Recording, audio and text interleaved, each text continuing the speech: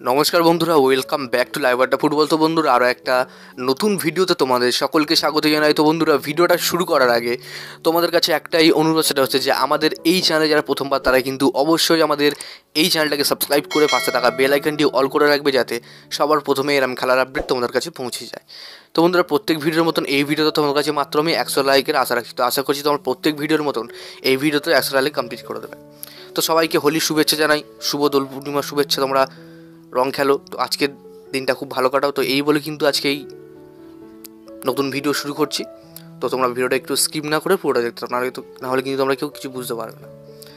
তো আজকে মেনলি 3-4টে খবর আছে, প্রায় বলতে পারো অনেক কটা খবর আছে। তো সেই কটা খবর নিয়ে আজকে আপডেট তোমাদের দেবো। তবে ভিডিও বেশি বড় করবো না, খুব তাড়াতাড়ি আমি আপডেটগুলো দেবো। তো তোমরা প্লিজ পুরোটা দেখো। তো সবার প্রথমে যে আপডেটটা বেরিয়ে আসছে, দেখো এই মুহূর্তে অনেক আর্টিকেল থেকে বেরিয়ে আসছে এবং তোমরা বিভিন্ন চ্যানেল থেকেও খবরটা পেয়েছো এবং কালকে রাত্রিবেলা আমাকে মেসেজও করেছো ফেসবুক পেজে।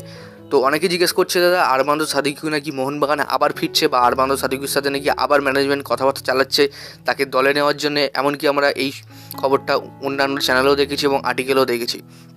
তো আমি তোমাদেরকে বলতে চাই, এখনও কিন্তু এফসি গোয়ার সাথে আরমান্দ সাদিকুর কন্ট্রাক্ট শেষ হয়নি এবং বর্তমানে আরমান্দ সাদিকুকে নেওয়ার জন্যে আইএসএলের মোহনবাগান তারা কিন্তু কোনো রকম কোনো ইন্টারেস্ট শো করেনি। শুধুমাত্র দুটো ক্লাব ইন্টারেস্ট শো করেছে, এক হচ্ছে নর্থ ইস্ট ইউনাইটেড, দুই হচ্ছে পাঞ্জাব।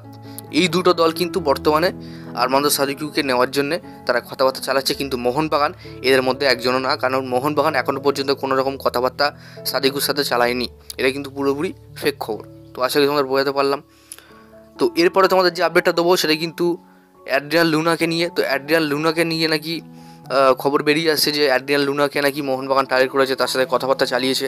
এইটা সত্যি কথা যে অ্যাড্রিয়ান লুনার সাথে কিন্তু মোহনবাগান কথাবার্তা ইতিমধ্যে চালাচ্ছে। তবে দেখা যাক কথাবার্তাটা কত দূর গিয়ে এগোয়। অনেকে বলছে অ্যাড্রিয়ান লুনাকে মোহনবাগানে খুব ভালোভাবে দরকার, কারণ মিডফিল্ডে খেলা তৈরি করার মতন কোনো প্লেয়ার ঠিকঠাক নেই। স্টুয়ার্টকে হেল্প করার মতন কোনো প্লেয়ার সাইড লাইনে বা মিডফিল্ডে থাকে না। তো সেক্ষেত্রে স্টুয়ার্ট এবং লুনা দুজন থাকলে কিন্তু খুবই ভালো একটা কম্বিনেশন আমরা দেখতে পারবো মোহনবাগানের হয়ে।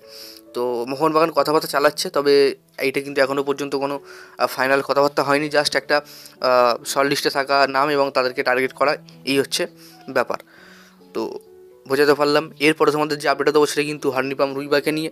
তো এই হর্নিপাম রুইবাকে নিয়ে প্রায় 6-7 মাস আগে থেকেও অনেকে খবর বার করেছিল এবং আমিও তোমাদেরকে খবর দিয়েছিলাম যে হর্নিপাম রুইবা তাকে কিন্তু মোহনবাগান টার্গেট করেছে এবং মোহনবাগান তাদের টার্গেটে কিন্তু প্রায় 6-7 মাস ধরে এই রুইবা ছিল।